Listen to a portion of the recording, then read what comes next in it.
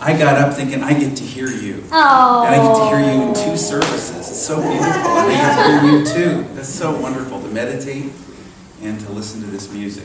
And it moves our souls, because what's the important thing in life? The movement of our souls. The only thing that really matters is the movement of my soul. Together? The only thing that really matters is the movement of my soul. So what is it you want? What do you truly want? As I've shared a million times, when Jane Elizabeth Hart looked at me outside of the gates of Unity Village and said, "What do you want?" And I didn't know what she even meant. And then I thought maybe she thought it was, what did I want to do? Well, I want to serve God. And she said, well, don't you want to get to know God first?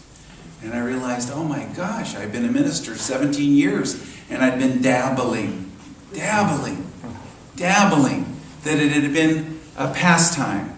But there was something more that I could experience. So, remember the most famous words in the Hindu religion from the Upanishads: you are what your deep driving desire is. As is your deep driving desire, so is your word. As is your word, so is your deed. As is your deed, so is your destiny.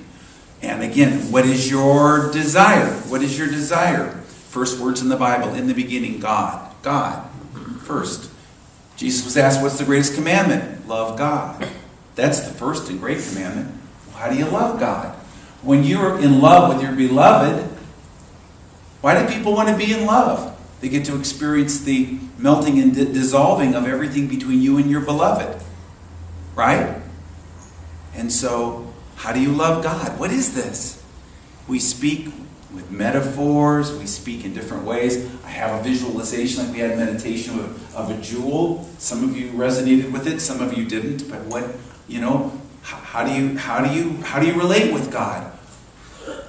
God is infinite, so God will relate with you right where you live, right where you are. If that doesn't relate with you, then relate with God at the level that you can. But more than anything else, this is the most important thing. This is the pearl of great price, Jesus called it. There was somebody who found this pearl. He was a pearl merchant, and he sold all the other pearls, and he bought the big pearl, the pearl of great value. That's this experience of God, this experience of your spiritual growth, this experience of your soul. And then in the same paragraph, he said, somebody found a treasure in a field, and it was so valuable that he didn't tell anybody. He just hid it again, went out and just got all the money he could, sold everything he had, bought that field so he could have the treasure. What is your treasure? What do you really want? What is your deep driving desire? What do you want? And I'm a salesman.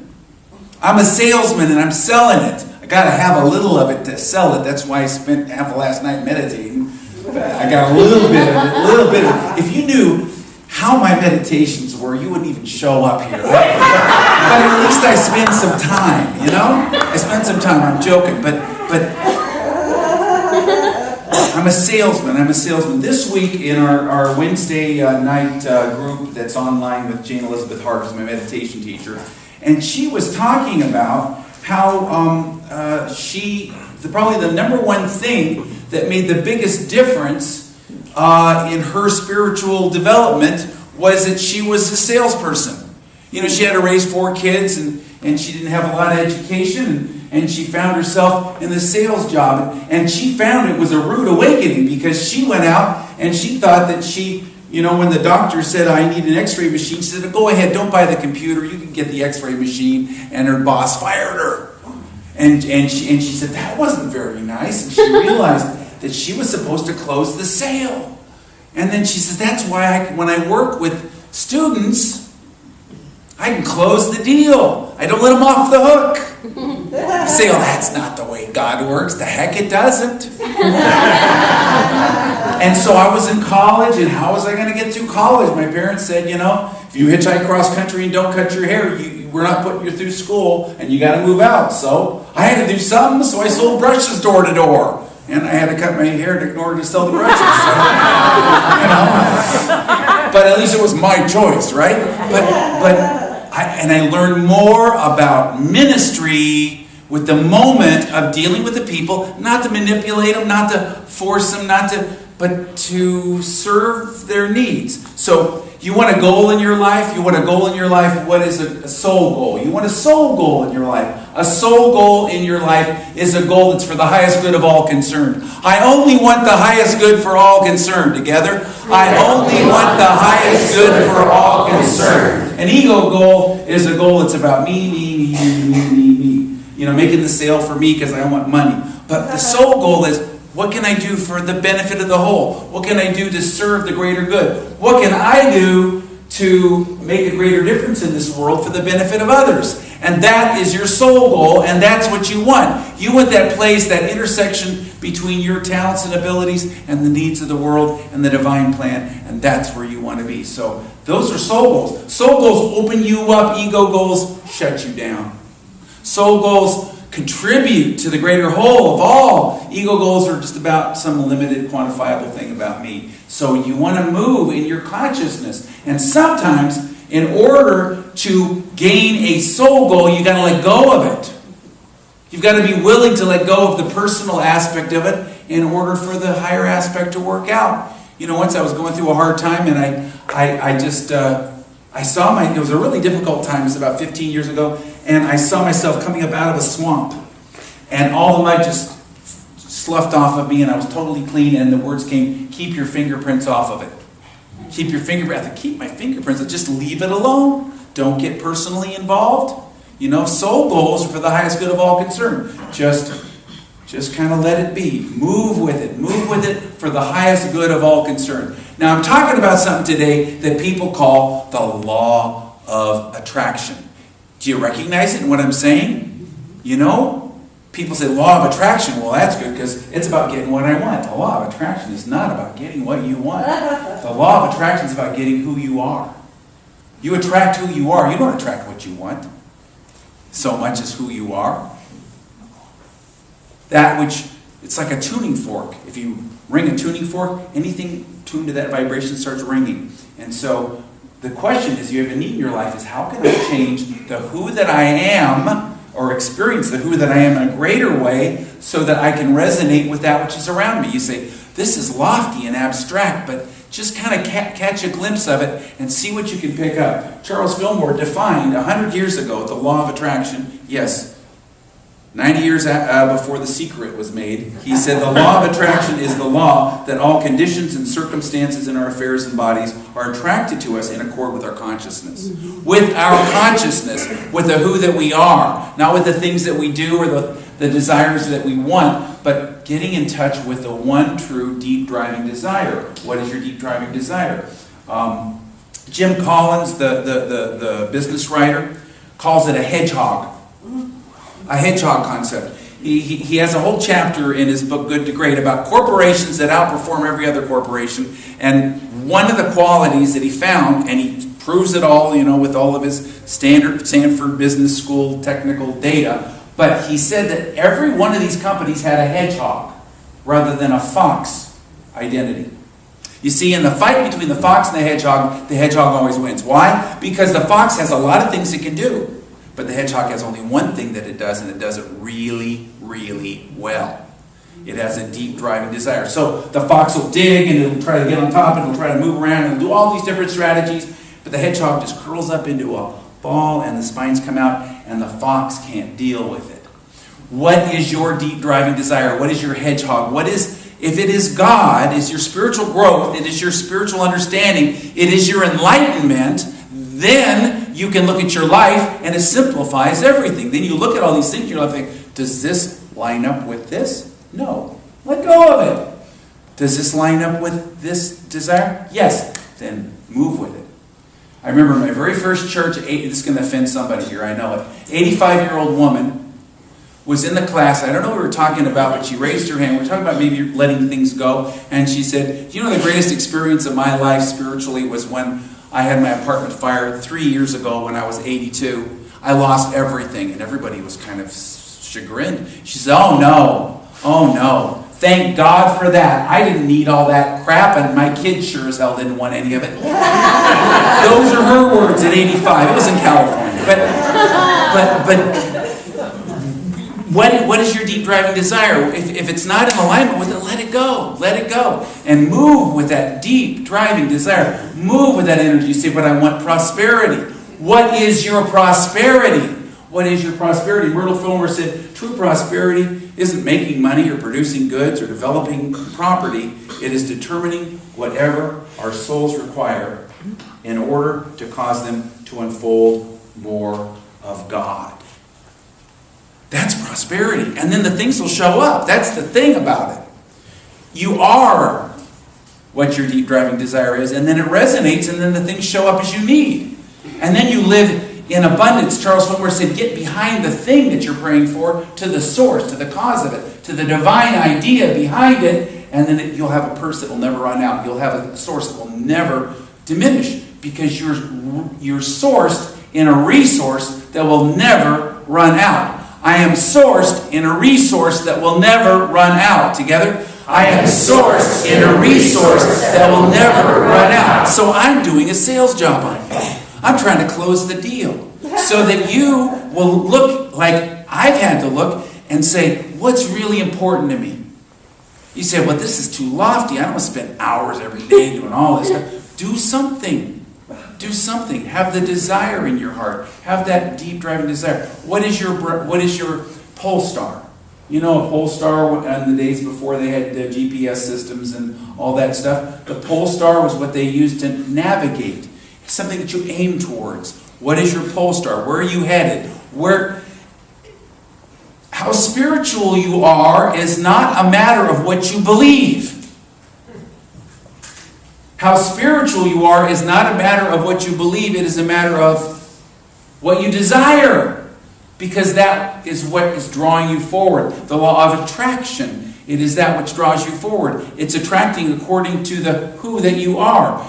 You are moving in consciousness right now. I am moving in consciousness right now. Together? I am moving in consciousness right now. And sometimes you have to let go of the picture that you have in your mind because you're serving a greater good. Let your goals be soul goals. Let them come up naturally from deep within your being. You know, I wanted to get married. I wanted to get married because I wanted somebody to adore me so I could just stay numb and be comfortable. And so I moved to Florida and I got my church there and I was meditating. And what came to me was, you're not going to meet your wife here and you're going to be here 7 years. It came to me so strong. You're going to be here 7 years, which I was. You're not going to meet your wife here. What I didn't know is I'd already met her. But there it was. And then I tell all the stories about this. But that day, on that Valentine's Day, when I told Lynn on the phone all the guidance that I'd gotten, and she said, well, let's go for it. Let's find out. I had already let go, because of that guidance, that I wasn't going to meet her there. I let go of my pictures so that something new could come in. Let go of your pictures. That doesn't mean you shouldn't have pictures. It doesn't mean that you don't have needs. It doesn't mean that you shouldn't share in prayer or that kind of thing. But make it a soul goal, something that's for the greatest good of all, for the highest good, not meeting a limited one, a limited idea of what your good is. The idea you have of what your good is right now is by definition limited. It's not wrong. It's a partial picture. But be willing to let go of it in order to grow into that greater picture of the who that you are. Because all of it is going to just simply be grist for the mill, just experiences that you've had that move you and lead you into what? Your soul evolution, your soul growth. That's what's important. That's the only thing that's important. Remember Eric Butterworth, he said, everything that you desire, you now already are within you, in the reality of you, in the God potential of you. Let me say that again. All that you desire, you are within you, in the reality of you, in the God potential of you. The key word, he says, is now. You are now all you desire and pray for. Jesus said, whatever you ask for in prayer, believe you've already received it, and it will be yours. So it is that which is already within you. And yet, so if it's already within you, then what you do is simply, in the now moment, give thanks for it being fulfilled as part of the whole, as part of your growth, as part of everything, not making it separate, not running after it. Jesus said, don't run after things here and there, because even the people out in the countryside do that. Instead, seek first the kingdom, and all the things will be added to you. So what is that? You know, the Dalai Lama, as we just read a quote this morning, somebody said to him, what do you find most fascinating about people, about humanity? He says, well, it's that we sacrifice our health to make money. We sacrifice our money then to recuperate our health. We're so anxious about the future, we don't enjoy the present, and so we don't live in the present or the future. We live as if we're never going to die, and then we die never having really lived. That's because we're not prioritizing our lives. What is your priority? Again, I'm doing a sales job on you. I want to close the deal. That deep driving desire. And you say, well, how do I put that in motion? How do I experience it? Well, I gave you a little taste of something in a meditation, but it's your level of understanding, put it into practice. And your level of practice, put it into use. Make it a part of you at the level of what you understand that to be. And don't be separate from it and continue to move with it, but always seeking the higher good. Not, I want to get what I want, I want to get what I want, I want to get what I want, I want to get what I want, but rather, I want to be who I am, I want to be who I am, I want to be who I am, I want to be who I am. And then the things will roll out. Seeking first the kingdom, fulfilling the deep driving desire, making it your destiny, moving with this consciousness. So what is it you would have? Well, what is it that you want? Because what you want will determine what you have. And if you can move out of the limited self that has limited idea of what that is, into the allness of the who that you are, and start to resonate with that, start to move with it, you will experience the fulfillment of your heart. They did a study on can money buy happiness? And of course, if I said, can money buy happiness? People say, no, it can't buy happiness. But they did find something. They found that no, if you're buying things, money did not buy happiness. But when people actually spent the money and had experiences, it did have a difference in their happiness. Things don't give you happiness, but maybe experiences. Maybe it's experiences when they spend money on an experience. Well, what's the ultimate experience? The God self of you, the spiritual experience of you, and it doesn't cost any money. Talk about a deal. If I got a deal for you, it's such a deal. It's a deal. And so what is this? It is the God experience. And every Tuesday night we have meditation. We've got people who are here. They're the spiritual warriors. Some people can't come at 6, but if you can, experiencing that as a group. Taking it within yourself. There's a wonderful meditation CD in our bookstore by Jane Elizabeth Hart. You can listen to it. I did the music in the background of it. There's all kinds of different ways of doing this. Taking a few moments every day beyond what you normally do with your daily word. I'm calling you to experience this at a deeper level. I'm calling you to bring this into your experience. And there's a wonderful, wonderful poem from Rumi. Listen, O drop, give yourself up without regret, and in exchange, gain the whole ocean. Listen, O drop, bestow upon yourself this honor, and in the arms of the sea be secure. Who indeed should be so fortunate? An ocean wooing a drop. In God's name, sell and buy at once. Give up a drop and take this sea full of pearls. So, what is the allness? It's letting go. As Jane Hart says, letting go of a fingernail for the whole universe. You do have to let go of something, but it's so small and minor. It's the limited view of what you are, who you are, what the people around you are. They're not just extensions of you trying to make you happy. And you don't have to wait for them. You don't have to wait for anybody to do anything differently than they're already doing it. Eckhart Tolle said, don't wait for the world to become sane or somebody else to become conscious before you become enlightened. Otherwise, you may wait forever. So right now, right here, the opportunity is there. It's waiting. It is a sea full of pearls. And it's your desire that makes it so.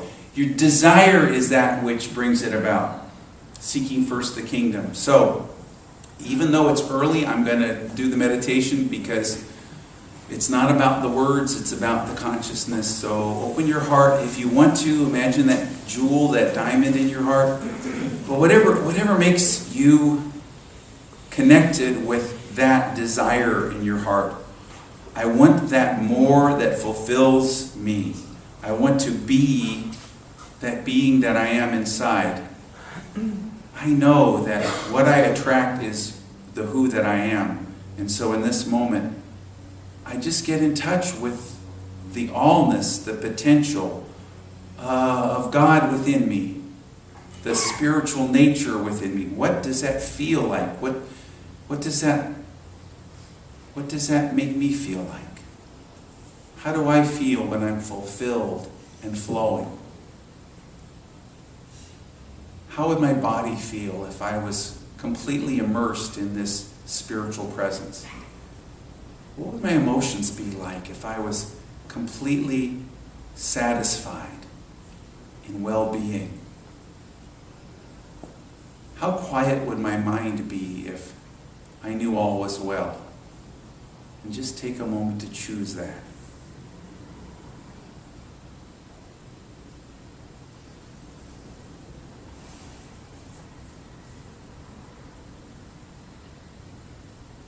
Thank you, thank you. I am what my deep driving desire is.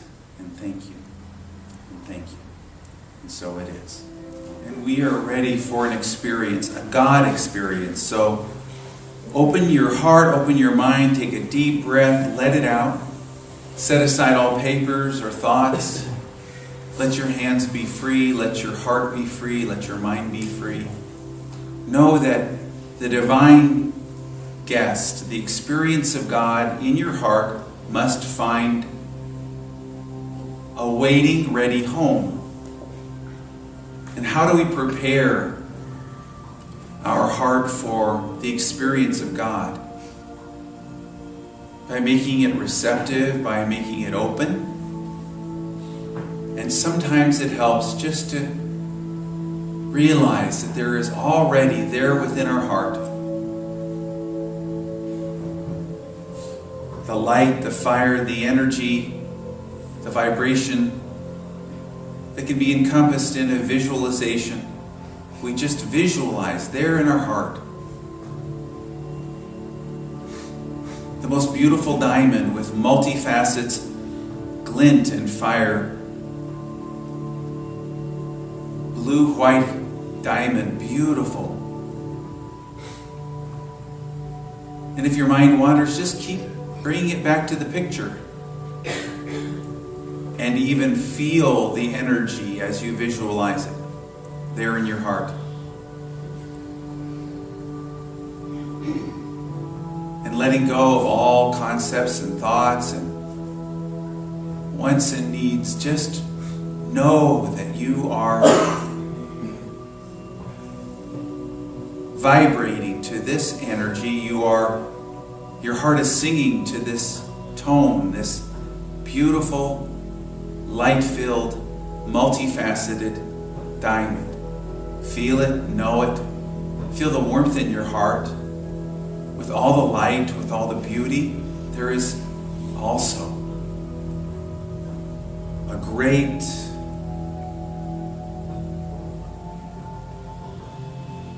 resonance, almost like a tuning fork, and you tune yourself to it. You are becoming open and receptive to all that there is within you. And as you take this presence deeper and deeper, let go of all thoughts, let go of all feelings, all body sensations, and bring your heart and mind back to this image, this sense. I am the fire of the diamond in my heart. I am the light of this energy. I am the peace, the joy, the love, the will. I am this energy as I continue to move and flow with this light. Just resonate with this light for a minute.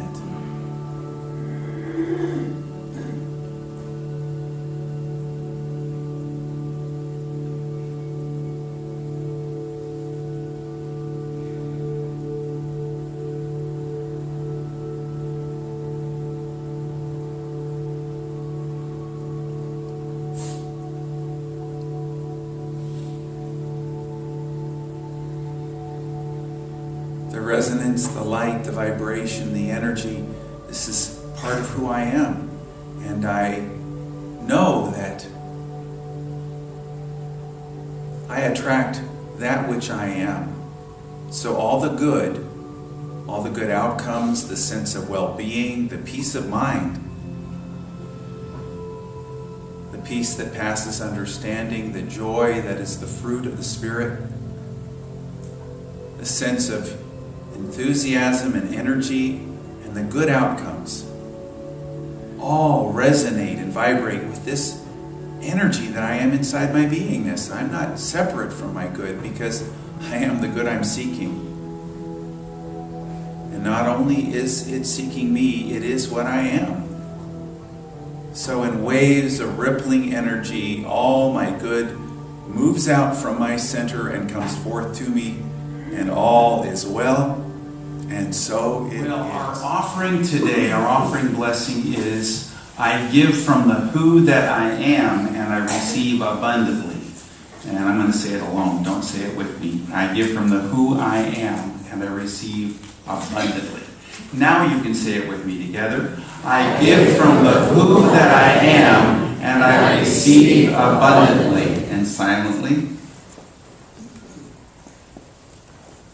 And again aloud together. I give from the who that I am, and I receive abundantly. And so it is. Thank you, God.